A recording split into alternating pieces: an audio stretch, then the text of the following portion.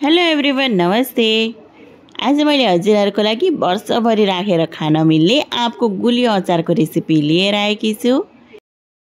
आजको यो गुलियो आँपको अचार चाहिँ मैले एकदमै फरक तरिकाले बनाएकी छु। यसरी बनाएको यो गुलियो आँपको अचारको स्वाद एकदमै मिठो हुने भएको कारणले मैले हजुरहरूसँग पनि सेयर गरेकी छु। हजुरहरूले पनि एकपल्ट यसरी यो गुलियो अचार बनाएर वर्षौसम्म राखेर इन्जोय गर्नुहोला भनेर आजको यो भिडियो सेयर गर्दैछु। पक्कै पनि हजुरहरूलाई मनपर्नेछ।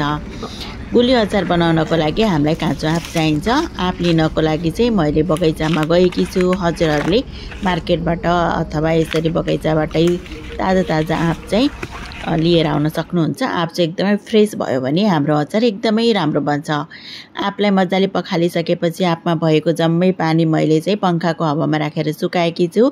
आँपमा चाहिँ पानी हुनु हुँदैन। त्यसपछि यो आँपको हामीले बोक्रा तास्ने। बोक्रा तासिसकेपछि हामीले चाहिँ यो आँपको पिसेसहरूलाई सानो गरेर काट्नुपर्ने हुन्छ। आजको यो खट्टी मिठी बनाउँदा चाहिँ हामीले चाहिँ यो आँपलाई दुई तरिकाले काटेका छौँ। आँपमा मजाले चोया पसिसकेको थियो। आधा आँपलाई चाहिँ हामीले हेर्नुहोस् त चोयासँगै काटेका छौँ यसरी। अनि आधा आँपलाई चाहिँ हामीले चोया बिना नै काटेका छौँ, मसिनो गरेर लामो आकारमा।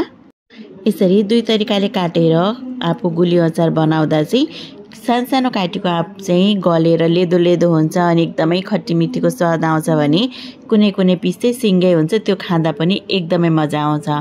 अब यो गुलियो अचार बनाउनको लागि हामीले चाहिँ यहाँ कराईमा 3 चम्चा तोरीको तेललाई तताएका छौँ। तेल तातिसकेपछि आधा चम्चा हामीले यसमा मेथीलाई फुराएका छौँ, 1 चम्चा सौँफलाई, आधा चम्चा कालो तोरीलाई, आधा चम्चा ज्वानोलाई अनि आधा चम्चा जिरालाई। मसलाहरूलाई मजाले पकाउने। त्यसपछि रातो सुकेको खुर्सानी एड गरिदिने। 1 चम्चा हल्दीलाई पनि राखिदिनु होला अनि कतिको पिरो मनपर्छ त्यही अनुसार रातो धुलो खुर्सानी। हिटलाई यति बेला चाहिँ सानो राख्नु होला।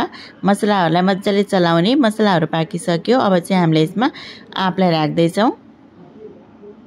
आँप राखिसकेपछि एकपल्ट मजाले सबै मरमसला लाग्ने गरेर आँपलाई चलाइदिनु पर्ने हुन्छ। मसलाहरूलाई मजाले मिक्स भइसकेपछि त्यसपछि हामी यसमा स्वादअनुसार नुन एड गर्नेछौँ। हिटलाई चाहिँ हामीले सानो नै राख्ने। सानो आगोमा नै हामीले लगभग यो आँपलाई 10 देखि 15 मिनट जति चाहिँ पकाउनु पर्ने हुन्छ। नुन राखिसके मैले। नुन राखेर पनि एकपल्ट म चलाउँदैछु। अब साइडमा चाहिँ हामी एउटा अर्को कडाई बसाल्दैछौँ जसमा चाहिँ हामी चास्नी रेडी गर्दैछौँ।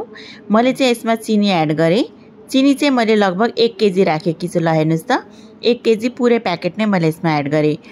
आँप चाहिँ मैले लगभग 2 केजी लिएकी थिएँ अनि 2 केजी आँपको लागि हामीलाई चाहिँ 1 केजी चिनी मजाले चाहिन्छ। अब चास्नी बनाउनको लागि हामी चाहिँ यसमा 1 कप भेनेगर एड गर्दैछौँ। यो आँपको खट्टी मिठी हामीले चाहिँ वर्षभरि राख्नेछौँ, त्यो पनि बिना फ्रिजको। त्यही भएर यो खट्टी मिठी अथवा गुलियो अचार बनाउँदा पनि सबै भाँडाकुँडाहरू सुक्खा हुनुपर्ने हुन्छ।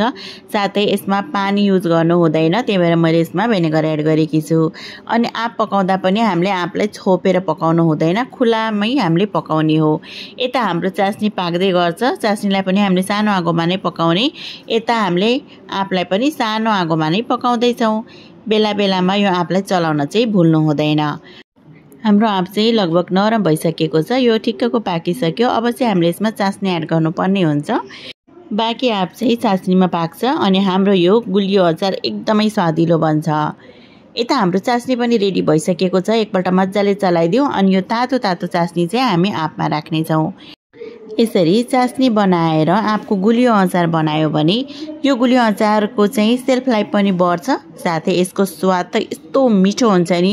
हजुरहरूले एकपल्ट बनाउनु भयो भने हजुरहरूले अवश्य पनि थाहा पाउनुहुनेछ यो कति मिठो बनेको थियो भनेर। अब एकपल्ट मजाले चलाइदिने अनि सानो आगोमा यसलाई पनि हामीले 10 देखि 15 मिनटसम्म चाहिँ पकाउनु पर्ने हुन्छ। बेलामा हामीले चाहिँ यसलाई चलाउँदै जानुपर्ने हुन्छ। लगभग 5 मिनट पकाइसकेपछि यो यतिको उम्लिएको छ। एकपल्ट मजाले म चलाउँदैछु अझै अनि हामीले यसलाई पाक्नको लागि राखिदिनु पर्ने हुन्छ। 10 मिनट जति पकाइसकेँ मैले। त्यसपछि यस्तो भएको छ। त्यसपछि हामीले यसमा 1 चम्चा चाहिँ चाट मसला एड गर्दैछौँ। हजुरहरूले यसमा 1 चम्चा बिरे नुन पनि मिसाउन सक्नुहुन्छ। एकपल्ट अझै चलाइदिने। अब अझै 5-7 मिनट जति पकाउने। यो आँपको गुलियो अचार पनि मजाले पाक्नुपर्ने हुन्छ। यदि आँप काँचो भयो भने, चिनी काँचो भयो भने, राम्ररी पाकेन भनेपछि छिट्टै बिग्रिने गर्छ, छिट्टै ढुसी आउने गर्छ। त्यही भएर यसलाई चाहिँ हामीले नहतारिकन मजाले नै पकाउनु पर्ने हुन्छ।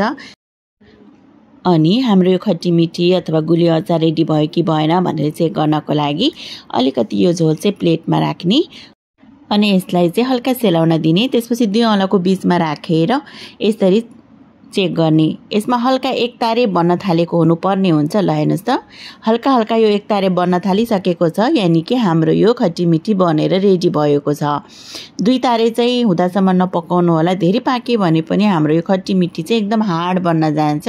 त्यही भएर एक तारे चास्नी हुँदासम्म मात्रै हामीले पकाउने। यो गुलियो अचार अथवा खट्टी मिठी चाहिँ सेलाइसकेपछि एकदमै गाढा हुन्छ।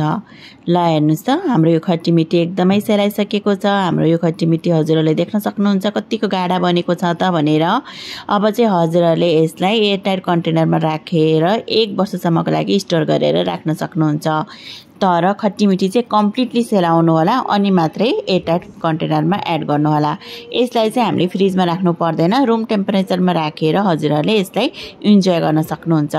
तर यसलाई राख्दाखेरि पनि अन्य अचारलाई राखे जस्तै हो, मोइस्चरबाट चाहिँ बचाउनु पर्ने हुन्छ। आशा छ हजुरहरूलाई आजको यो मेरो आपको गुलियो अचारको रेसिपी मन पर्यो होला भनेर। रेसिपी मन परेमा साथी फ्यामिलीमा सेयर गर्न चाहिँ नबिर्सिनु होला है त।